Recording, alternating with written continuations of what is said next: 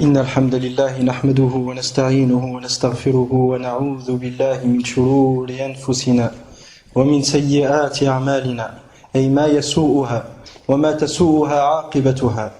ومن سيئات أعمالنا من يهده الله فلا مضل له ومن يضلل فلا هادي له.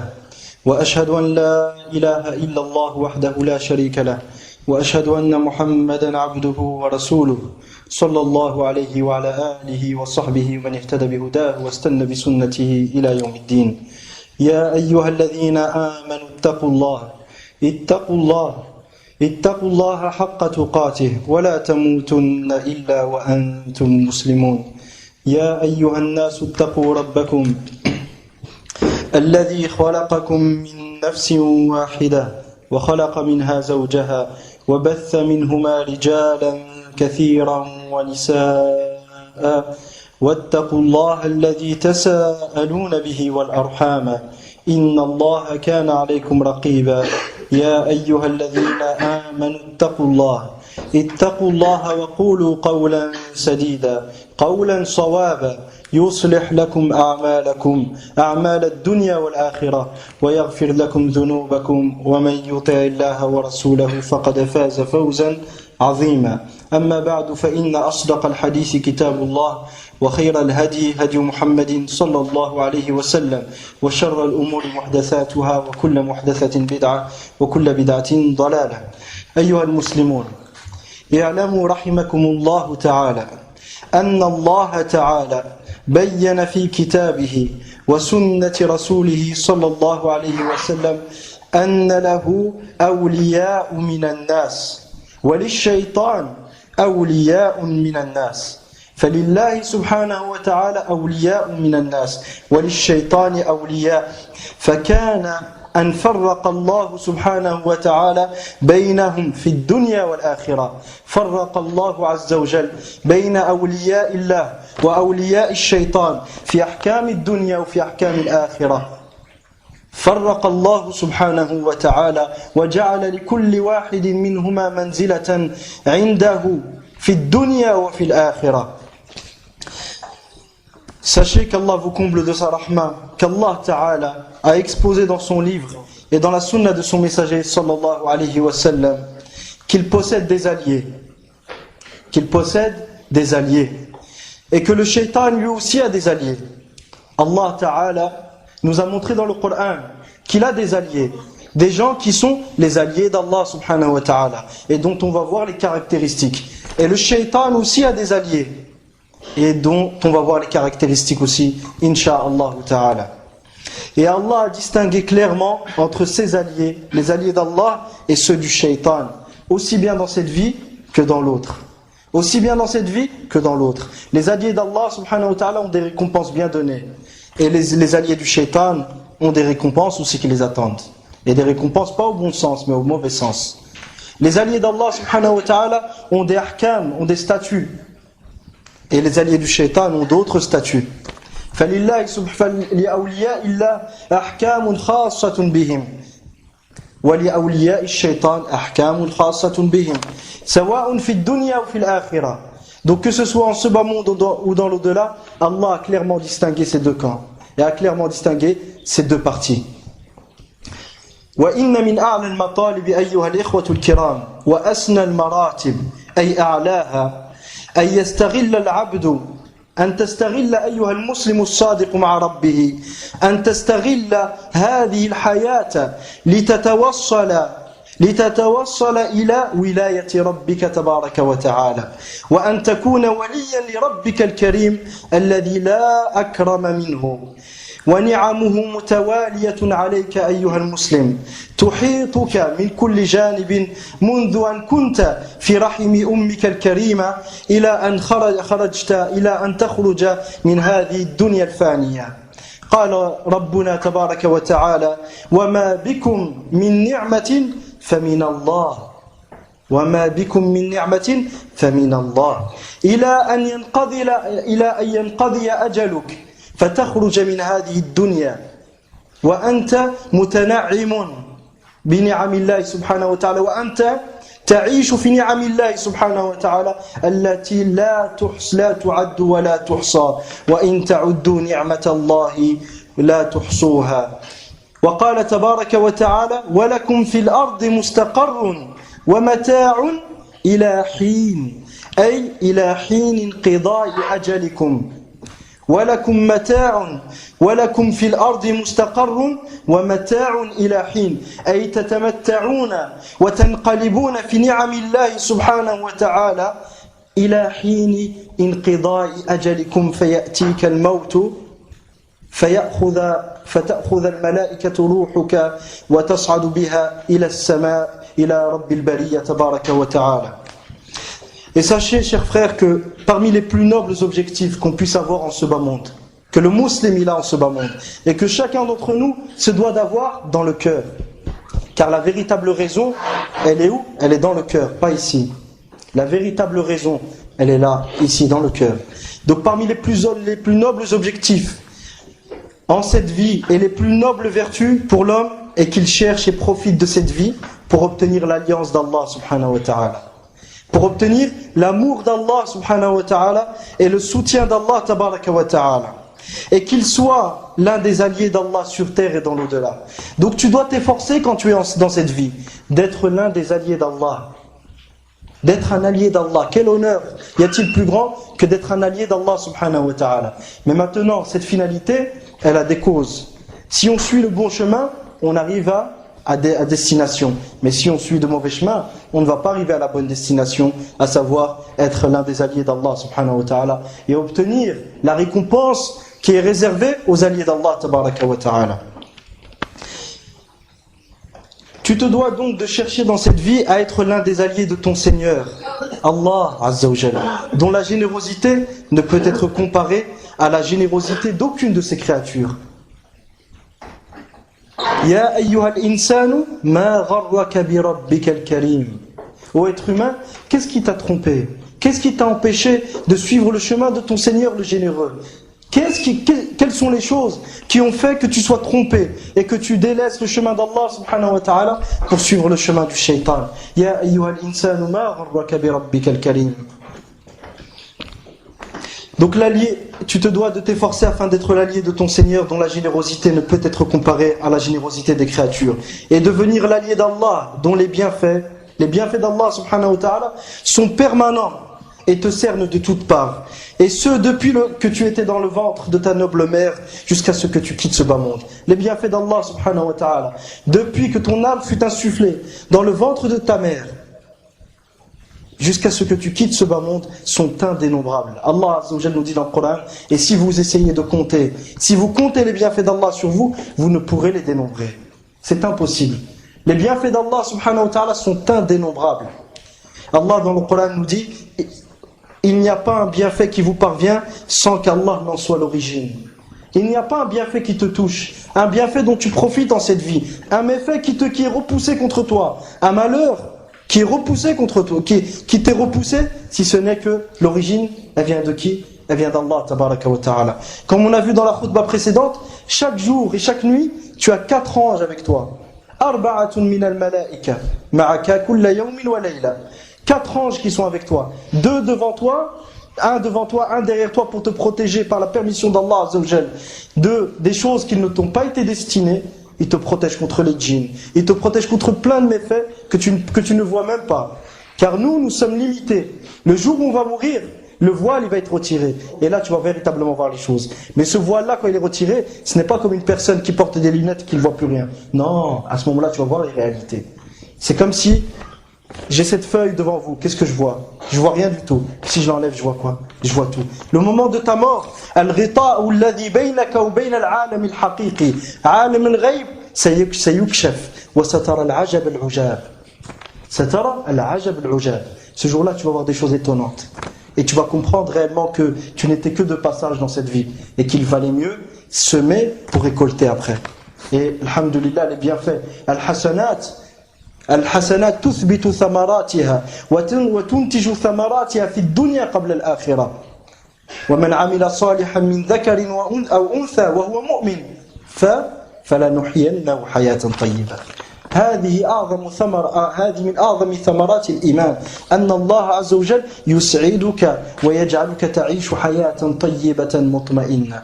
وفي المقابل ومن أعرض عن ذكري فإن له معيشة ضنكا. قال تبارك وتعالى فمن اتبع هدايا فلا يضل ولا يشقى ومن أعرض عن ذكري فإن له معيشة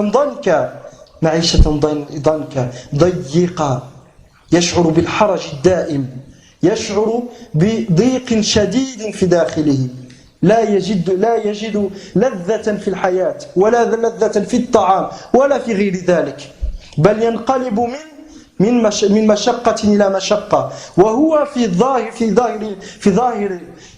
الظاهر أمام الناس ينقلب بين نعم الله، وفي حقيقته ينقلب بين نقم الله سبحانه وتعالى. كما ذكر في الأثر أن رجلا من بني إسرائيل قال يا رب كم عصيتك ولم تعذبني، فأجابه الله تبارك وتعالى وكم عذبتك ولم تشعر. وهذه من أعظم عقوبات الله سبحانه وتعالى، أي أنه يجعلك لا تبصر الحقائق ولا تفهم الأشياء ولا تفهم حقيقة الإيمان ولا حقيقة العقوبة، تعذب صباحا مساء وأنت لا تشعر. وهذا الغطاء الذي يجعله الله سبحانه وتعالى على قلبك قبل بصرك وعلى بصر القلب قبل بصر العين هو من أعظم عقوبات الله سبحانه وتعالى، وهو من ثمرات ثمرات الذنوب، كما قال سبحانه وتعالى كلا بل. ونقف هنا لماذا؟ لتتدبر ما يأتي بعد ذلك. كلا بل ران على قلوبهم ما كانوا يكسبون، أي ما كسبوا من السيئات وما اكتسبوه جعل على قلوبهم رانا، لم يعودوا يعرفون المعروف ولا ينكرون المنكر. عافاني الله وإياكم من هذه الحالة. Donc, le véritable bonheur, il est dans l'obéissance d'Allah subhanahu wa ta'ala, et de s'efforcer dans cette vie d'être l'un des alliés d'Allah. Parce qu'il faut bien comprendre une chose, que lorsque tu accomplis une bonne action, tu en seras récompensé dans cette vie avant d'en être récompensé dans l'autre. Et de l'autre côté, lorsque tu t'éloignes du chemin d'Allah, tu payes les conséquences ici avant de le payer là-haut. Tu payes les conséquences ici avant de le payer là-haut. Et l'une des plus grandes récompenses qui est accordée au serviteur, c'est qu'Allah subhanahu wa ta'ala lui accorde une belle vie intérieure. Il est bien intérieurement. Il observe les choses par la lumière d'Allah subhanahu wa ta'ala. Et il comprend les choses par la lumière d'Allah subhanahu wa ta'ala. Et il écoute les choses par la lumière d'Allah subhanahu wa ta'ala. Et il avance et il marche par la lumière d'Allah subhanahu wa ta'ala. أَوَمَنْ كَانَ مَيْتًا فَأَحْيَيْنَاهُ وَجَعَلْنَا لَهُ نُورًا يَمْشِي بِهِ فِي النَّاسِ كَمَنْ مَثَلُهُ فِي الظُّلُمَاتِ لَيْسَ بِخَارِجٍ مِنْهَا هذا مثل ضربه الله سبحانه وتعالى لمن كان ميتا أي كان كافرا فأخرجه الله إلى نور التوحيد والإيمان. هل هذا يستوي بمن هو في الظلمات ليس بخارج منها لا يفهم شيئا ولا يشعر بإيمان ولا يذوق حلاوة الإيمان ولا حلاوة ولا ثمار الإيمان؟ هل يستوي الذين يعلمون والذين لا يعلمون؟ Donc Allah subhanahu wa ta'ala nous dit dans le Coran, dit قل أفمن كان ميتا, est-ce que celui qui était mort et nous l'avons ressuscité? Qui était mort? Le kafir, le non-croyant, le non-musulman. Il était mort, puis nous l'avons ressuscité. On lui a donné une vie. Donc le Coran, c'est une vie pour les cœurs. La foi, c'est une nouvelle vie pour toi. وَجَعَلْنَا لَهُ نُورًا يَمْشِي بِهِ فِي النَّاسِ. Nous lui avons donné une lumière, al-ilm, la science utile, avec laquelle il avance entre les gens. Est-ce que celui-ci est semblable à celui qui est dans les obscurités, les ténèbres de la désobéissance à Allah subhanahu wa ta'ala, les ténèbres de la mécréance, les ténèbres du shirk et de l'adoration du tarout? Est-ce que celui-ci, le premier qui est le croyant, qu'Allah a fait sortir des ténèbres vers la lumière, est pareil à celui qui plonge dans les ténèbres et qui à chaque fois sort sa main ne voit aucune lumière et il ne voit que des obscurités autour de lui? Le premier ne peut pas être semblable au second. Donc Allah subhanahu wa ta'ala nous dit de même وَلَكُمْ فِي الْأَرْضِ مُسْتَقَرٌّ وَمَتَاعٌ إِلَى حِينٍ. Et sur terre, Allah subhanahu wa ta'ala nous informe que nous avons des plaisirs dont on profite jusqu'à un moment bien donné. Quel est ce moment? C'est la mort. La mort, lorsqu'elle vient, tu ne t'y attends pas. La mort, lorsqu'elle vient, elle, elle arrête tous tes plaisirs de cette dunya. Donc à toi de savoir qu'est-ce que tu as préparé avant cette mort. On peut sortir d'ici, l'un d'entre nous peut mourir, un accident de voiture. Qu'est-ce qu'on a préparé concrètement? Comme il dit le prophète sallallahu alayhi wa sallam, تذكروا هادم اللذات أي يهدمها فإنه ما ذكره أحد في ضيق من العيش إلا وسعه عليه وما ذكره أحد في سعة من العيش إلا ضيقه عليه. Le prophète sallallahu alayhi wa sallam dit, rappelez-vous très très souvent de la mort. Rappelez-vous très très souvent de celui qui mettra terme à vos jouissances, qui arrêtera tous vos plaisirs. Quand la mort elle vient, les plaisirs de ce bas monde ils disparaissent et commence soit un voyage vers un bonheur éternel ou un voyage vers un malheur éternel, qu'Allah nous en préserve. Rappelez-vous souvent de celui qui mettra terme à vos jouissances. Pourquoi? Car nul ne s'en rappelle à un moment où il est en difficulté, si ce n'est, c'est quoi le résultat? C'est qu'il va le mettre à l'aise. Il est en difficulté certes, mais il se dit, après tout, alhamdulillah, je vis pour Allah subhanahu wa ta'ala, et quand la mort elle viendra, je passerai de ce monde vers un monde meilleur. Et nul ne s'en rappelle dans un moment où il est à l'aise, parce que quand on est à l'aise, on a tendance à désobéir à Allah subhanahu wa ta'ala, si ce n'est qu'il lui rende ce moment difficile. Donc quand tu es à l'aise, et que tu as tout ce qu'il te faut, rappelle-toi de la mort, ça va te calmer. Te calmer pourquoi? Pas pour que tu vois la vie sombre et que tu sois tout le temps malheureux. C'est pas ça le but. Le but, c'est que ça te calme pour ne pas désobéir à Allah subhanahu wa ta'ala. Et lorsque tu es en difficulté, rappelle-toi de la mort pour que tu reprennes espoir en Allah subhanahu wa ta'ala. Donc, al-mu'min bayna al-khawfi wal-raja wa ra'sul amri al-mahabba. Le croyant, il est entre l'espoir et la crainte, et la base de tout, c'est l'amour d'Allah subhanahu wa ta'ala. Et ceux qui ont cru, leur amour envers Allah il est encore beaucoup plus grand et beaucoup plus intense que l'amour que les mouchriquins ont pour leur divinité. فأما الولي أيها الإخوة الكرام فهو اسم من أسماء الله تبارك وتعالى. الولي اسم من أسماء الله تبارك وتعالى. قال الإمام ابن جرير الطبري رحمه الله الله ولي الذين آمنوا، أي في تفسير قوله تعالى الله ولي الذين آمنوا، قال أي يتولاهم بعونه وتوفيقه يخرجهم من الظلمات إلى النور، أي يخرجهم من ظلمات الكفر إلى نور الإيمان، يخرجهم من ظلمات الكفر إلى نور الإيمان. والله تعالى والله عز وجل ولي المؤمنين بماذا؟ بإنعامه عليهم وإحسانه إليهم وتولي سائر مصالحهم. فالله يتولاك، والله سبحانه وتعالى إذا أطعته واجتنبت ما حرم ونهى عنه فإنه سيتولاك، وإذا تولاك الله سبحانه وتعالى تولى مصالحك، تولى مصالحك. تخيل أن أحدا من الناس اليوم، أو لو أن أحدنا جاءه رجل كبير أو رجل له جاه في مجتمعه وقال أنا ولي أمرك الآن وسأتولى أمورك ولا تخاف ولا تخشى من أحد، فإذا جاءك أحد فأخبرني وسترى ما أفعل به. كيف سيكون فرحه؟ فما بالك ولله المثل الأعلى، ما بالك إن كان الله عز وجل هو الذي يتولى مصالحك، يتولى كل ما يصلح لك ويبعد عنك ويدفع عنك الأذى. ألا تفرح بذلك؟ فبذلك فليفرحوا فلتفرح بالإيمان ولتفرح باليقين ولتفرح بولاية الله سبحانه وتعالى. ثم قال ابن جرير رحمه الله فهو أي الله عز وجل ولي نعمتهم، فهو ولي نعمتهم، فهو الذي يعطيك هذه النعمة وهو الذي يتولاها وهو الذي يوصلها إليك وهو الذي يحافظ عليها وهو الذي يحفظها لك وهو الذي يتقبلها بعد ذلك إن شكرت نعمته تبارك وتعالى. Quant au wali, ayyuha al-ikhwatul kiram, on a parlé de l'alliance, on a parlé du fait de devenir l'un des alliés d'Allah subhanahu wa ta'ala. Al-wali, qui est un participe, Al-wali, qui est l'un des noms d'Allah subhanahu wa ta'ala, que signifie-t-il? Al-imam ibn Jarir al-Tabari, quel est son ouvrage? Et Tafsir ibn Kathir, c'est le résumé de Tafsir al-Tabari. Al-imam ibn Jarir al-Tabari rahimahullah dit Allah le sens de la parole d'Allah Ta'ala. Allah dans le Coran, dans Surat Al-Baqarah dit Allah waliyyu alladhina amanu. Allah est le wali de ceux qui ont cru. Il dit Ibn Jarir rahimahullah, c'est-à-dire il en fait ses alliés. Comment? En les aidant et en leur permettant de réussir. Allah, il fait des croyants ses alliés. Comment? En les aidant et en te permettant de réussir ce que tu souhaites entreprendre.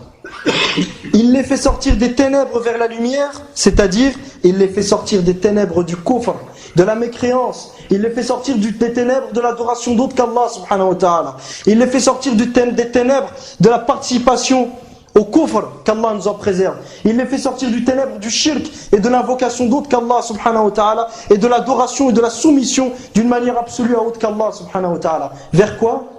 Vers la lumière de la foi. Al-iman billahi wahda. Mais quelle est cette foi, ayyuha al-ikhwatul kiram? Quelle est cette foi? Ma hadha al-iman alladhi yukhriju Allah subhanahu wa ta'ala ibadahu aw alladhina amanu min dhulumati al-kufri ila nur al-iman. هذا الإيمان أيها الإخوة الكرام هو ما ذكر في قوله تعالى قل يا أهل الكتاب تعالوا إلى كلمة سواء أي كلمة عدل إلى كلمة سواء بيننا وبينكم ألا نعبد إلا الله ولا نشرك به شيئا ولا يتخذ بعضنا بعضا أربابا من دون الله ولا يتخذ بعضنا بعضا أربابا من دون الله بأن نسجد لغير الله سبحانه وتعالى أو نتحاكم إلى غير شرع الله سبحانه وتعالى أو نشارك في تنصيب الطواغيت الذين جعلوا أنفسهم أندادا لله سبحانه وتعالى في قبة البرلمان سواء كان في الأراضي التي تنتسب إلى الإسلام أو الأراضي التي ينتسب أهلها إلى الإسلام أو غير ذلك. فالمؤمن لا يشارك في هذه الأمور أبدا لأنه مؤمن بالله وحده كافر بكل ما عبد من دونه. والمؤمن لا يجزئ دين الله سبحانه وتعالى لا يختار ما يريد ويرغب فيه ويترك ما يشاء. المؤمن لا يترك عبادة الأصنام ثم يعبد الرجال ويعبد الطواغيت الذين جعلوا أنفسهم حكاما وجعلوا أنفسهم أندادا لله سبحانه وتعالى يفصلون في نزاعات الناس بغير ما أنزل الله سبحانه وتعالى. المؤمن لا يجزي دين الله. المؤمن يستسلم لله سبحانه وتعالى ويتبرأ من كل أنواع الشرك سواء كان شرك القبور أو شرك القصور لا يفرق بين هذا وذاك. ثم والمؤمن لا يطعن ويسعى ويجاهد من أجل يجاهد من أجل التحذير من الصوفية ثم يترك العلمانيين. بعض الحركات مثل الذين يسمون أنفسهم زورا وبهتان السلفية مدعي السلفية وعلماء الزور والبهتان هؤلاء يشددون النكير على الصوفية الغلاة المشركين وهذا حق. ثم في المقابل تراهم من أولياء العلمانيين. فكيف تجمع بين هذا وذاك؟ أين الإيمان بالله سبحانه وتعالى؟ هل كان إبراهيم عليه السلام يفرق بين عبادة الأصنام وعبادة الرجال؟ هل كان إبراهيم عليه السلام يفرق في براءته من الشرك وأهله بين أناس وآخرين؟ لم تكن هذه طريقة إبراهيم ولا ملة إبراهيم عليه السلام. وكما قال الله تبارك وتعالى قد كانت لكم أسوة حسنة. وقد إذا دخلت على الفعل الماضي تفيد التوكيد. قد كانت لكم أسوة حسنة في إبراهيم والذين معه إذ قالوا لقومهم إنا براء منكم ومما تعبدون من دون الله. بدأوا بالبراءة منهم قبل البراءة من معبوداتهم. لماذا؟ لأن من تبرأ من المشركين لشركهم فيلزم من ذلك ولا بد أنه يتبرأ من الشرك. أما الذي يتبرأ من الشرك قد لا يتبرأ من المشركين وقد يوالي المشركين ويقول هذه مصلحة دنيوية وأفعل هذه الأمور لا اعتقادا بل مجرد مصانعة أوالي هؤلاء أعداء الله سبحانه وتعالى من أجل مصالح دنيوية ويظن أن ذلك يخرجه من الكفر. وفي فعل هذا قد فعل ما فعله بنو إسرائيل. بنو إسرائيل ماذا قالوا؟ قالوا لن ندخل الجنة إلا أياما معدودة. لما عبدوا العجل قالوا ليس لا علينا عبادة العجل حقا باطلة وكذا ولكن لن ندخل النار إلا أياما معدودة. فقال الله سبحانه وتعالى قل أتخذتم عند الله عهدا. هل اتخذتم عند الله عهدا الله عز وجل هل عاهد لكم أنه سيغفر الشرك أم أنه قال إن الله لا يغفر ويشرك به ويغفر ما دون ذلك لمن يشاء. Donc أيها الإخوة الكرام الإيمان بالله وحده, la foi en Allah subhanahu wa ta'ala, je peux passer dessus et ne rien dire la foi en Allah et la comprendre comme la foi en l'existence d'Allah subhanahu wa ta'ala. Comme certains vivent aujourd'hui, ils sont contents quand ils croient en l'existence d'Allah. Ils sont contents quand ils croient en l'existence d'Allah, ils pensent que ça fait d'eux des croyants. Non, la foi en Allah subhanahu wa ta'ala, c'est ce qu'Allah dit dans le Coran, dans Surat Ali Imran, dit aux gens du livre, venez à une parole d'équité entre vous et nous. Quelle est cette parole? Que nous n'adorions qu'Allah, que nous ne lui donnions point d'associés, qu'on ne donne pas de shirk, qu'on n'associe pas à Allah, qu'on ne mette personne à l'égal d'Allah subhanahu wa ta'ala, que ce soit un être, un saint qui est mort, que je vais invoquer et lui demander de me donner la guérison, ou lui demander de m'aider alors qu'il est mort, ou que ce soit une personne qui se présente pour être législateur pour les gens, ni l'un ni l'autre, et que les uns les autres, la suite du verset, et que les uns les autres, nous ne nous faisions point des seigneurs, nous ne nous prenions pas au point comme seigneur avec Allah. Comment on se prend comme seigneur avec Allah? Comment se réalise ce shirk qui est de prendre des créatures comme seigneur avec Allah? C'est de les prendre comme législateurs. Ils te déterminent ce qui est permis et interdit dans ta vie. Le seul que le croyant accepte comme législateur dans sa vie, c'est Allah subhanahu wa ta'ala. Quel que soit votre sujet de divergence, son jugement appartient à qui? Qui est-ce qui décide? Qui est-ce qui permet, qui interdit? C'est Allah subhanahu wa ta'ala. C'est pas les créatures. Celui qui se donne le droit de permettre et d'interdire, où il dit, moi je choisis je choisis mon mode de vie dans le sens, ce que je pense être permis, c'est ce qui sera permis. Et ce que je pense être interdit, c'est ce qui sera interdit. Cette personne s'est fait l'égal d'Allah. Et c'est pris pour un Dieu qu'Allah nous en préserve.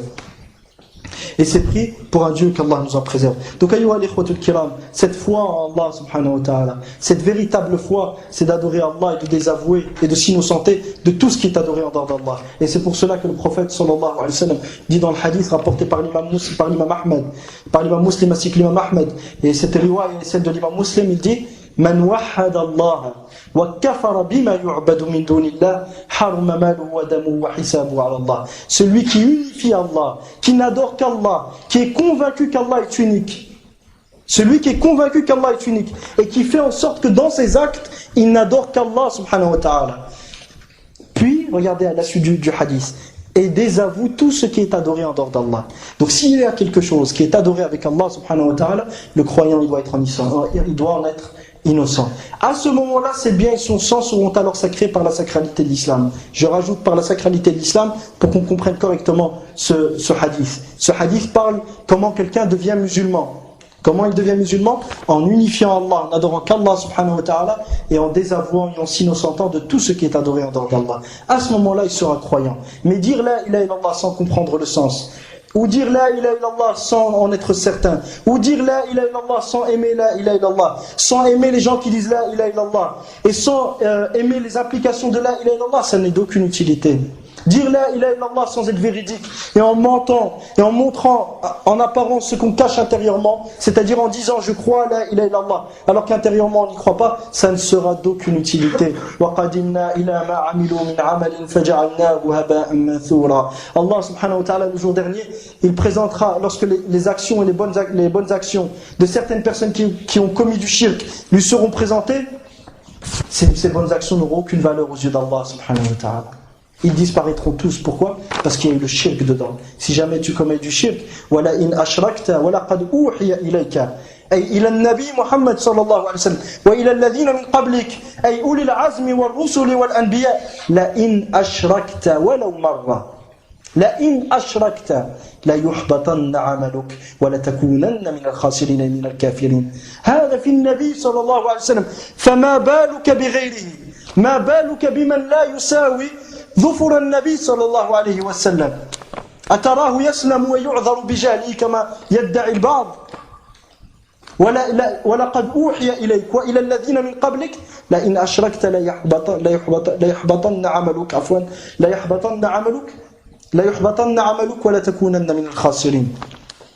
Donc si le prophète sallallahu alayhi wa sallam, Allah s'adresse à lui, il dit, et certes il te fut révélé à toi, Muhammad sallallahu alayhi wa sallam, mais ceux qui étaient avant toi, les prophètes et les nobles messagers, que si jamais tu fais une association, que tu fais un shirk, que tu associes une seule fois à Allah, toutes tes actions seront vaines et tu seras dans l'au-delà du nombre des perdants, c'est-à-dire du nombre des mécréants. Si ça c'est valable pour le prophète sallallahu alayhi wa sallam, que dire d'autre que le prophète sallallahu alayhi wa sallam? Si le prophète sallallahu alayhi wa sallam, si jamais il commet du shirk, toutes ses actions seront vaines. Qu'en serait-il d'autre que le prophète? De gens qui ne valent pas, qui ne valent rien devant Muhammad sallallahu alayhi wa sallam. Que dire de ces gens? Pense-t-on qu'ils seront sauvés, ces gens? Pense-t-on qu'on va les appeler musulmans et leur donner les droits des musulmans alors qu'ils invoquent autre qu'Allah et demandent à autre qu'Allah ce que seul Allah subhanahu wa ta'ala peut faire? Ou qu'ils recherchent l'arbitrage du Tarout et qu'ils recherchent la loi du Tarout et prennent la loi du Tarout autre que la loi d'Allah et l'imposent aux gens, et quiconque leur dit il ne faut pas appliquer la loi ou d'une autre loi que la loi d'Allah, ces gens-là, qu'est-ce qu'ils font, ces dictateurs? Ils les emprisonnent, ils les torturent, des 30 ans, des 40 ans de prison, des tortures qu'on ne peut même pas imaginer, qui sont inhumaines. Ces gens qui font ça, où est le désaveu du Tarout? Où est l'adoration d'Allah subhanahu wa ta'ala seul? Et celui qui insulte Allah, comment il peut être musulman? Miskin, il s'est énervé, comme ils disent certains. Ah, il s'est énervé, il a trouvé que Allah. Sa mère, pourquoi il l'a pas insulté, sa mère? Son père, pourquoi il ne l'a pas insulté? Mais Allah, il a insulté, il n'y a rien. Et les autres, non, mais il faut te calmer. Subhanallah, il t'aurait insulté ta mère, tu vas lui dire, il faut te calmer. Et elle est où la valeur d'Allah dans nos cœurs? Elle est où? Donc il faut bien qu'on comprenne, le musulman, c'est celui qui se soumet à Allah. La soumission, c'est l'humilité. Pas celui qui se rebelle sur Allah subhanahu wa ta'ala. Celui qui se révolte contre Allah subhanahu wa ta'ala. C'est pas ça le musulman. Le musulman, c'est celui qui se soumet à Allah seul. Pas celui qui se soumet à Allah et à autre qu'Allah. Il se soumet à la législation d'Allah et de l'autre côté, soi-disant, il se soumet à la législation d'Allah. Et de l'autre côté, il impose une autre loi que la loi d'Allah subhanahu wa ta'ala. Comme l'ont fait le mouvement de Hamas et d'autres je parle de Hamas parce que quand on comprend la situation de Hamas, on va comprendre la situation des autres Tawarites. Mais si on comprend la situation des gouverneurs arabes, mais on ne comprend pas la situation de Hamas, ça va être délicat. Ces gens qui s'affilient à l'islam, qui prétendent que l'islam est la solution. Qu'est-ce qu'ils ont fait? Quand ils ont eu le pouvoir à Gaza, qu'est-ce qu'ils ont fait? Ils ont appliqué la charia d'Allah subhanahu wa ta'ala. Ça ne leur traverse même pas l'esprit. Mais de l'autre côté, il y a une soumission totale et absolue aux lois forgées par les hommes, qu'Allah nous en préserve. وأقول قولي هذا واستغفر الله لي ولكم ولسائر المسلمين من كل ذنب فاستغفروه إنه هو الغفور الرحيم.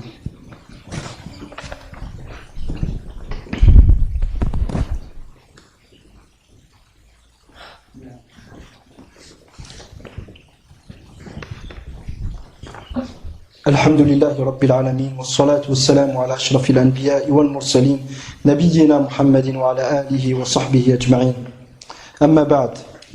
Donc Allah subhanahu wa ta'ala nous dit, il les fait sortir des ténèbres vers la lumière, c'est-à-dire il fait sortir ses serviteurs, ceux qui ont cru, des ténèbres du kufr et de la mécréance et du shirk vers la lumière de l'iman, de la foi. Allah est le wali des croyants par les bienfaits qu'il leur donne. Comment Allah subhanahu wa ta'ala est-il le wali des croyants? Par les bienfaits qu'il leur donne. Et sa bienfaisance envers eux est la prise en charge de l'ensemble de leurs intérêts. Il est donc à l'origine et le seul garant de tous leurs bienfaits. Si aujourd'hui on te dit qu'une grande personne dans la société va s'occuper de toutes tes affaires, ça va être celui qui va s'occuper de tout ce qui te concerne. Tes papiers administratifs, ton travail, ton salaire, il s'occupe de tout. Et que cette personne, elle a une place dans la société. Et en plus, quand il parle, il est écouté. Et que par conséquent, si quelqu'un veut te faire du mal, il te protégera. Comment tu vas être? Tu vas marcher comment? La tête baissée comme ça ou la tête haute? Tu vas marcher la tête haute.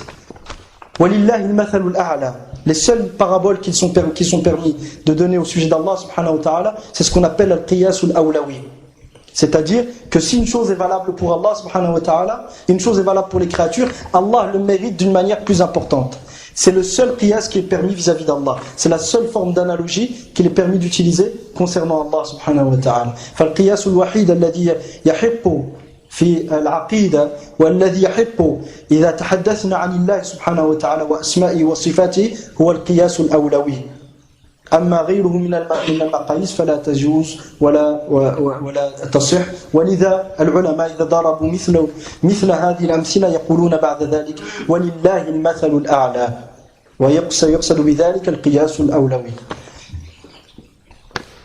Donc dans ce genre de cas de figure, si une personne comme ça s'occupe de nos affaires, on va être content, on va être fier. Donc imagine que c'est Allah subhanahu wa ta'ala, que si tu lui obéis, tu as foi en lui, il va s'occuper de toi, il va te protéger, il va te garantir une sécurité, il va te garantir la paix intérieure, il va te garantir le bonheur. Et si tu es éprouvé, c'est parce que tu as une place à ses yeux, tu as une place aux yeux d'Allah que tu ne peux pas atteindre par tes bonnes actions. Et qu'Allah subhanahu wa ta'ala t'éprouve pour que tu obtiennes cette place-là.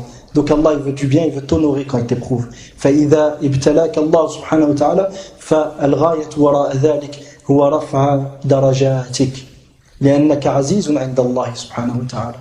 فالله يريد أن يرفع درجاتك وقد كتب الله سبحانه وتعالى لك درجة لن تنالها بأعمالك فيبتليك حتى تخرج من هذه الدنيا حتى تخرج من هذه الدنيا كيوم ولدتك أمك.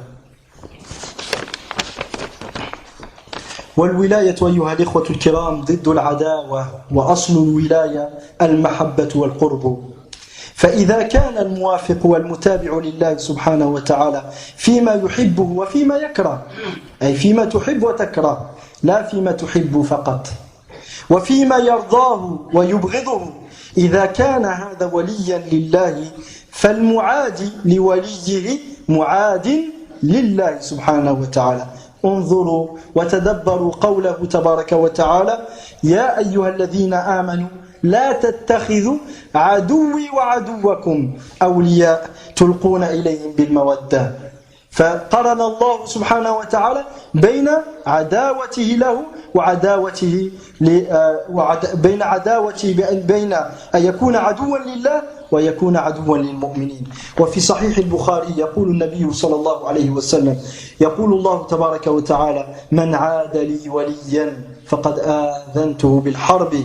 وفي رواية فقد من عاد لي وليا فقد بارزني بالمحاربة. فمن عاد أولياء الله فقد عاد الله سبحانه وتعالى. قل من كان عدوا لله وملائكته وجبريل وميكال فإن الله عدو للكافرين. سواء كنت عدوا لله مباشرة أو كنت تعادي نبيا من أنبياء الله أو ملكا من ملائكة الله سبحانه وتعالى أو تعادي وليا من أولياء الله سبحانه وتعالى من أجل ولايته أو تعادي عالما من علماء الأمة أو تعادي صالحا من صلحائها من أجل صلاحه، فإذا فعلت فأنت عدو لله سبحانه وتعالى. وقال النبي صلى الله عليه وسلم في تتمة الحديث وما تقرب إلي عبدي بشيء أحب إلي مما افترضته عليه وما يزال ولا يزال عبدي يتقرب إلي بالنوافل حتى أحبه ولا يزال عبدي يتقرب إلي بالنوافل حتى أحبه فإذا أحببته انظر إذا كتب الله لك محبته كنت سمعه الذي يسمع به وبصره الذي يبصر به ويده الذي يبطش بها ورجله الذي يمشي بها ولئن سألني لأعطينه. انظر لام التوكيد ونون التوكيد. ولئن سألني لأعطينه ولئن استعاذني لأعيذنه ومن عاد لي وليا فقد آذنته بالحرب. وفي رواية ومن عاد لي وليا فقد بارزني بالمحاربة. فما بالك بمن يبارز الله تبارك وتعالى بالمحاربة أتراه ينجو من ذلك. Donc أيها الإخوة, l'alliance est le contraire de al-adawa, du désaveu. Lorsqu'on parle d'alliance d'Allah, d'être l'allié d'Allah, il faut savoir que l'alliance est le contraire du désaveu. Et l'origine linguistique du terme, l'alliance est l'amour et la proximité. Lorsqu'on dit que tu es l'allié de quelqu'un, c'est que il t'aime et que tu l'aimes et qu'il est proche de toi et que tu es proche de lui. Donc, celui donc qui suit Allah subhanahu wa ta'ala, il suit ce qu'Allah lui a dit, dans ce qu'il aime et dans ce qu'il n'aime pas. Tu ne dois pas choisir dans la religion d'Allah. Et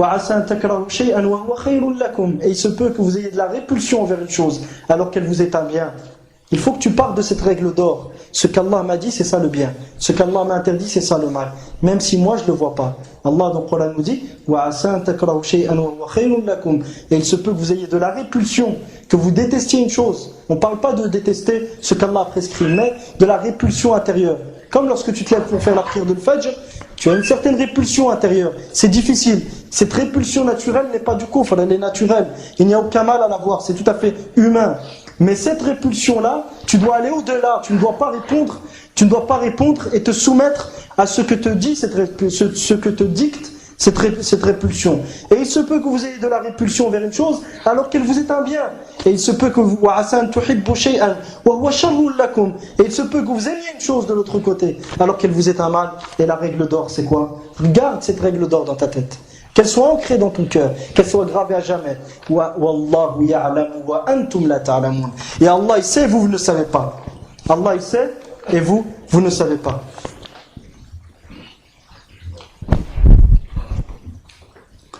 Celui donc qui suit Allah dans ce qu'il aime et qu'il répugne, donc ce qu'il n'aime pas, dans ce qu'il agrée et déteste, sera un allié d'Allah. Et par conséquent, quiconque est hostile envers cet allié aura été en réalité hostile envers qui? Envers Allah subhanahu wa ta'ala. Allah dans le Coran nous dit: ô vous qui avez cru, ne prenez pas mes ennemis et les vôtres comme alliés.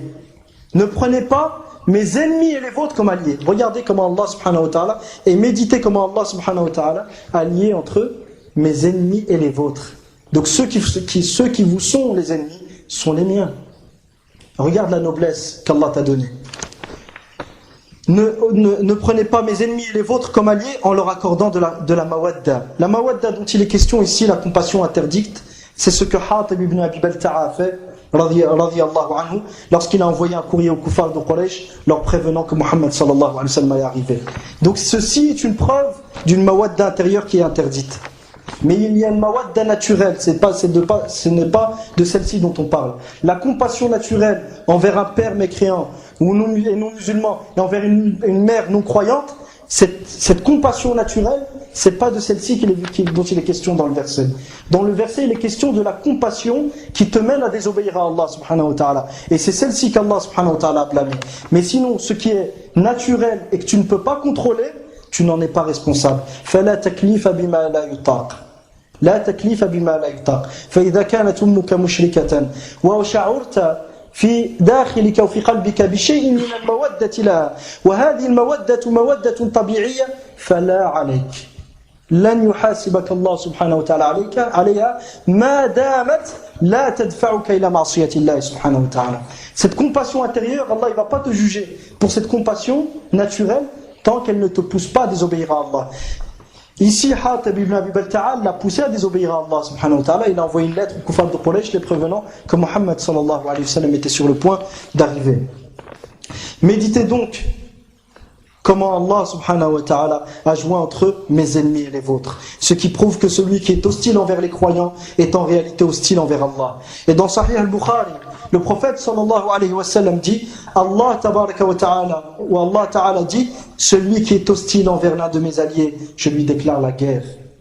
Celui qui est hostile envers l'un des alliés d'Allah subhanahu wa ta'ala pour son obéissance à Allah, pour son amour pour Allah, comme ceux qui se moquent des religieux pour leur religion, ils se moquent des musulmans pour leur islam, ils se moquent de celui qui porte la barbe pour la barbe, ou celle qui a le hijab pour le hijab, ceux-là, Allah leur déclare la guerre. Est-ce qu'ils sont contents de vivre comme ça? Ce n'est pas n'importe qui, ce n'est pas un roi du monde. Demain, juste le flic du quartier ou l'agent de quartier te déclare la guerre, tu rentres chez toi en cachette. Que dirait-on si Allah subhanahu wa ta'ala te déclare la guerre? Si Allah subhanahu wa ta'ala te déclare la guerre, comment tu vas vivre? Donc il faut faire très très attention et être attentif à ne pas payer les conséquences de ces actes. Qu'Allah nous en préserve. Et le prophète, dans une autre riwaya, le prophète sallallahu alayhi wa sallam dit, Allah ta'ala dit: et celui qui est hostile envers l'un de mes alliés, il m'aura déclaré la guerre. Donc c'est toi-même qui auras semé, c'est toi-même qui auras participé à ton malheur, parce que c'est toi qui déclares la guerre à Allah subhanahu wa ta'ala. Et le prophète sallallahu alayhi wa sallam dit dans ce même hadith: et mon serviteur ne cesse de se rapprocher de moi, et mon serviteur ne se rapproche de moi par une chose que j'aime plus et qui m'est plus chère que ce que je lui ai prescrit, ce qui est obligatoire. Et mon serviteur ne cesse de se rapprocher de moi par des choses qui sont surérogatoires, qui ne sont pas obligatoires, jusqu'à ce que je l'aime. Et regardez le fruit de l'amour. Et lorsque je l'aime, je serai son œil, je serai son ouïe par lequel il entend, et sa vue par laquelle il observe. C'est-à-dire, il n'écoutera que ce qu'Allah il aime. et il ne regardera que ce qu'Allah il aime. Et il verra les choses par la lumière d'Allah. Donc même si un hypocrite lui cache son hypocrisie, il la verra sur son visage. Il y a un hadith rapporté, bien qu'il y ait une divergence sur son authenticité, il est dit « Ittaqu firasat al-mu'min, fa innahu yanzuru bi nurillah » Prenez garde à l'instinct du croyant, car il observe les choses par la lumière d'Allah. Il observe les choses par la lumière d'Allah subhanahu wa ta'ala. Donc ce hadith, je ne l'utilise pas mustashhidan. La astadillu bihi mustashhidan bihi, wa innama musta'nisan bihi, li'idil ma'na sahihun, wa dakhilun fi umumi qawlihi sallallahu alayhi wa sallam, naqilan an rabbihi tabaraka wa ta'ala, fa idha ahbabtuhu kuntu sam'ahu alladhi yasma'u bihi, wa basarahu alladhi yubsiru bihi. Et je serai ensuite sa main par laquelle il prend. Il ne prendra que ce que j'aime. Et je serai ses pieds par lesquels il marche, c'est-à-dire qu'il ne marchera que là où j'aimerais qu'il marche, et que les endroits que je lui ai permis. Voilà in sa'alani, et s'il me demande une chose, sans aucun doute, avec certitude, je lui accorderai. Et s'il me demande protection, je lui accorderai cette protection sans aucun doute. Et celui qui déclare la guerre à l'un de mes alliés, et celui qui est hostile envers l'un de mes alliés, je lui déclare la guerre. Qu'Allah nous en préserve. وهذا أصح حديث يروى في الأولياء لأن أولياءه أولياء الله سبحانه وتعالى هم الذين آمنوا به ووالوه فأحبوه وأحب ما يحب وأبغض ما يبغض وأعطوا لمن يحب أن يعطى ومنعوا لمن يحب أن يمنع كما في الترمذي عن النبي صلى الله عليه وسلم أوثق عرى الإيمان الحب في الله والبغض في الله أوثق عرى الإيمان يشدها علاقة بصلب الإيمان وبحقيقة الإيمان الحب في الله والبغض في الله تبارك وتعالى. Ce hadith, ayyuha l'ikhwa, il y a ce qui fut rapporté de plus authentique au sujet des alliés d'Allah. Parce qu'il y a plusieurs histoires et histoires à dormir debout, excusez l'expression, qui sont racontées au sujet des saints. À tel point que dans certains livres de Sophie, excusez l'expression, je vais vous dire ça, là il est rapporté qu'un wali parmi les walis des Sophis, un jour, il y a eu un bateau qui était très très loin et il allait se noyer. Il y avait un trou. Et il se peut, puisque vous allez entendre maintenant, vous n'allez pas y croire. Donc il y a eu un trou dans ce bateau. Et il y a des gens qui sont passés. Il y a des gens qui sont passés vers soi-disant un saint.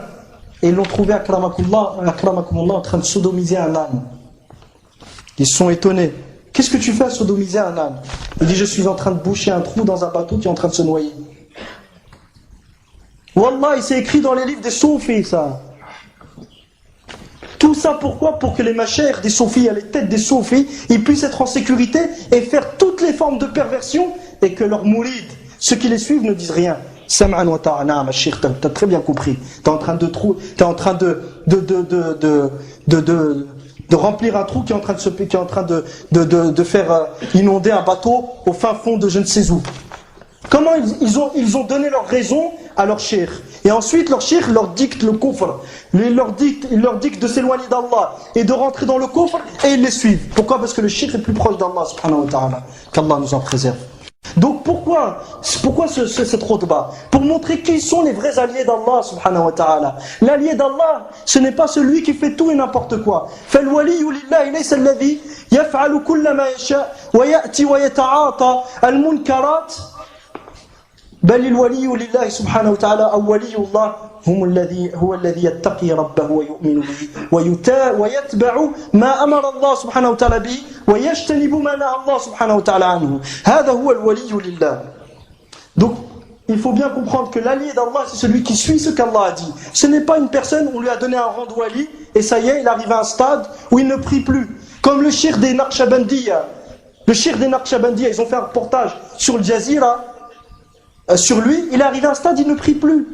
Il ne prie plus. Il boit du vin, il ne prie plus. Il se laisse pousser les ongles, il est sale, et il fait le fahisha, il se permet de faire les actes de turpitude. Pourquoi? Parce que soi-disant Allah lui a dit wa'bud rabbaka afwan. Soi-disant Allah subhanahu wa ta'ala lui a dit que lorsqu'il arrive à la certitude, il ne doit plus adorer Allah. Allah subhanahu wa ta'ala dit wa'bud rabbaka hatta ya'tiyaka al-yaqin. Et adore ton Seigneur jusqu'à ce que la certitude te vienne. Mais c'est quoi la certitude ici? C'est la mort, al-maut. Le prophète sallallahu alayhi wa sallam, tout le monde l'a compris comme ça. Les sahaba, l'unanimité de la ummah. Mais bien sûr, les machayikh des soufis, non. Eux, la certitude, ils sont arrivés à un stade, c'est bon, je ne dois plus adorer Allah, j'ai atteint la certitude. Donc ils font toutes les formes de perversion. Ils ne prient plus, ils se laissent pousser les ongles. Et autres parmi les fawahish, sous prétexte qu'ils ont atteint la certitude. Un Naqshbandiya qui sont en Turquie, qui sont dans d'autres pays, qu'Allah nous préserve de cette secte mouchrika. C'est des mouchrikines, c'est pas des muslimines ces gens. Donc, ayyuha al-ikhwatul kiram, ce hadith est ce qu'il y a de plus authentique au sujet des awliya, et qui nous montre qui sont les walis, les alliés d'Allah. Les alliés d'Allah sont donc ceux qui ont foi en Allah, c'est-à-dire qui ont adoré Allah et ils ont désavoué le tarout, qui ont adoré Allah, qui ont abandonné le shirk, et qui n'ont adoré personne avec Allah subhanahu wa ta'ala. Et ceux qui ont pris Allah comme allié, en aimant ce que Allah subhanahu wa ta'ala aime, et en détestant ce qu'Allah déteste. Ils donnent, les alliés d'Allah, ils donnent quand Allah il leur dit il faut donner. Et ils s'abstiennent lorsqu'Allah subhanahu wa ta'ala leur dit il ne faut pas donner. Et tout ceci a été rapporté dans le hadith chez l'imam Tirmidhi rahimahullah ta'ala. Le prophète sallallahu alayhi wa sallam dit awthaqu ura al-iman al-hubbu fillahi wal-bughdu fillah. Parmi les anges de la foi, parmi les choses qui font partie de l'iman, celle qui a le lien le plus fort avec elle, le vrai iman, c'est quoi? C'est l'amour pour Allah et la haine pour Allah. Aimer et détester pour Allah. C'est ça le véritable wali d'Allah subhanahu wa ta'ala. ومن حين بعث الله النبي صلى الله عليه وسلم جعله الفارق بين أوليائه وأعدائه. Et depuis qu'Allah subhanahu wa ta'ala a envoyé Muhammad sallallahu alayhi wa sallam, il a fait que Muhammad soit celui qui fait la différence entre les alliés d'Allah et les ennemis d'Allah subhanahu wa ta'ala. فلا يكون وليا لله إلا من آمن به وبما جاء به واتبعه ظاهرا وباطنا أي اتبعه فيما يظهر للناس وفيما بينه وبين ربه تبارك وتعالى. Donc le seul qui peut être un allié d'Allah, qui peut être un wali, c'est qui? C'est celui qui suit le prophète sallallahu alayhi wa sallam, qui croit au prophète sallallahu alayhi wa sallam, qui obéit au prophète sallallahu alayhi wa sallam et qui suit le prophète en apparence et intérieurement aussi. Il ne doit pas être un munafiq, le croyant. Et le wali ne doit pas être un hypocrite. وَأَمَّا مَنِ ادَّعَى مَحَبَّةَ اللَّهِ وَوِلَايَتَهُ وَلَمْ يَتَّبِعِ النَّبِيَّ صلى الله عليه وسلم فَلَيْسَ مِنْ أَوْلِيَاءِ اللَّهِ. Quant à celui qui prétend aimer Allah et prétend être l'allié d'Allah sans suivre le prophète sallallahu alayhi wa sallam, celui-ci n'est pas un allié d'Allah. Comme certains laïcs aujourd'hui, certains almani, qui falsifient la religion d'Allah subhanahu wa ta'ala, tout en prétendant, moi je veux bien faire, je veux rendre service aux musulmans. Rendre service aux musulmans comment? En prêtant allégeance à une constitution mécréante.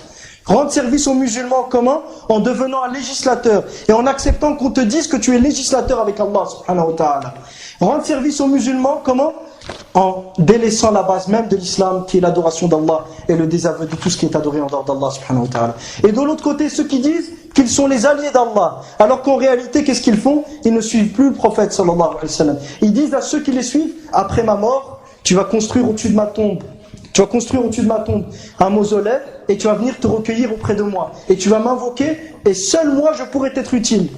Et parmi les histoires inventées par lesquelles on égare les gens, soi-disant Omar radiyallahu anhu, lorsque l'ange de la mort lui est venu dans sa tombe, il lui a dit Mar Rabbuk, qui est ton Seigneur? Et Omar lui aurait dit Zouran wa buhtan, kadhib ala Omar radiyallahu anhu, bal hiya min khurafat as-soufiyya. Omar lui aurait dit et toi qui est ton Seigneur? C'est un mensonge, cette histoire n'existe pas. Cette histoire elle a été inventée par les soufis. Pourquoi? Pour prouver à ceux qui les suivent, ne t'inquiète pas, même si toi tu n'arrives pas à répondre, je viendrai dans ta tombe et je t'aiderai. Et c'est moi qui vais te raffermir. Qui est-ce qui raffermit les croyants? Yuthabbitu man? Yuthabbitu Allah alladhina amanu fil hayati dunya wa fil akhirah. Qui est-ce qui raffermit les croyants? C'est Allah subhanahu wa ta'ala. Allah dans le Coran nous dit Allah raffermit ceux qui ont cru. C'est Allah qui raffermit. C'est pas autre qu'Allah. C'est pas les hommes qui raffermissent. En ce bas monde, c'est-à-dire lorsque son âme va sortir et dans l'au-delà lorsqu'il est dans sa tombe. بل من خالف الله سبحانه وتعالى كان من أعداء الله ومن أولياء الشيطان. قال الله تعالى قل إن كنتم تحبون الله فاتبعوني يحببكم الله ويغفر لكم ذنوبكم. قال الحسن رحمه الله تعالى أي الحسن البصري قال ادعى قوم زعموا محبة الله فأنزل الله هذه الآية محنة لهم ابتلاء لهم فتنة لهم ليعلم حقيقة إيمانهم من كفرهم وكفرانهم. وإن كثيرا من الناس قد يظنون في أنفسهم وفي غيرهم أنهم من أولياء الله وليس صحيحا وليس الأمر كذلك فالبينة على المدعي البينة على المدعي. Donc Allah subhanahu wa ta'ala nous dit, il faut savoir une chose, celui qui s'accorde avec ce qu'Allah a révélé sera un allié d'Allah, celui qui s'oppose sera un ennemi d'Allah subhanahu wa ta'ala. Allah dans le Coran nous dit, dis ô Muhammad sallallahu alayhi wa sallam, si vous croyez en si vous aimez Allah, suivez-moi. Allah vous aimera et vous accordera son amour. Al-Hassan al-Basri rahimahullah dit, il y a eu un peuple, c'est-à-dire il dit ce verset, quel est son contexte? Il y a des gens qui ont dit on aime Allah. On aime Allah. Allah a révélé ce verset pour les tester. C'est-à-dire que si vous êtes véritablement croyant, vous aimez vraiment Allah subhanahu wa ta'ala, suivez le prophète sallallahu alayhi wa sallam. Mais si vous ne le suivez pas, فَإِن تَوَلَّوْا s'il se détourne de la religion d'Allah, s'il se détourne de la soumission à Allah subhanahu wa ta'ala et de l'obéissance du prophète sallallahu alayhi wa sallam, فَإِنَّ اللَّهَ لَا يُحِبُّ الْكَافِرِينَ. Certes, Allah n'aime pas les mécréants. Donc celui qui prétend être un allié d'Allah, aimer Allah, mais n'agit pas en conséquence, celui-ci, sa foi et son iman ne seront pas acceptés. Et il y a un grand nombre de gens aujourd'hui qui prétendent être les alliés d'Allah. Mais alors que la situation est tout autre. Le véritable allié d'Allah, c'est celui qui fait ce qu'Allah a demandé, subhanahu wa ta'ala. Celui qui craint Allah, qui met en pratique les actes obligatoires, qui adore Allah et désavoue tout ce qui est adoré en dehors d'Allah, et qui accomplit ses prières, jeûne sous le mois de Ramadan, donne sa zakat, aide les musulmans, soutient les faibles et ceux qui sont en difficulté. Ça, c'est le véritable allié d'Allah, subhanahu wa ta'ala. Pas celui qui reste chez lui, qui est assis, il laisse pousser ses ongles, ses cheveux. S'il est dans ses cheveux, il les laisse pousser je ne sais comment, il ne prie plus, il fait le fawahish, il essaie de boucher un trou dans un bateau qui se trouve au fin fond du monde en faisant le fahisha. C'est pas lui l'allié d'Allah, lui c'est un tarout. Ce genre de personnes, c'est les tarout. C'est des gens qui sont là pour falsifier la religion d'Allah, pour amener les gens à se soumettre à eux, pas à Allah subhanahu wa ta'ala. وأخيرا أيها الإخوة الكرام فاعلموا أن اليهود والنصارى ادعوا أنهم أولياء الله وأحباؤه. Sachez que les juifs et chrétiens ont prétendu être les alliés d'Allah subhanahu wa ta'ala et les bien-aimés d'Allah. Et Allah leur répond, قالت اليهود والنصارى نحن أبناء الله وأحباؤه قل فلم يعذبكم بذنوبكم بل أنتم بشر ممن خلق فالله سبحانه وتعالى وقالوا لن يدخل الجنة إلا من كان هودا أو نصارى. Donc les juifs et chrétiens ils ont dit nous sommes les bien-aimés d'Allah et les alliés d'Allah. Nous sommes les enfants d'Allah et les bien-aimés d'Allah. Allah il leur répond, dit pourquoi Allah vous châtierait-il alors de vos péchés? Mais vous n'êtes que des êtres humains parmi les êtres humains qu'Allah a créés. Et dans un autre verset, les juifs ils ont dit seuls les juifs entreront au paradis. Et les chrétiens ont dit seuls les chrétiens entreront au paradis.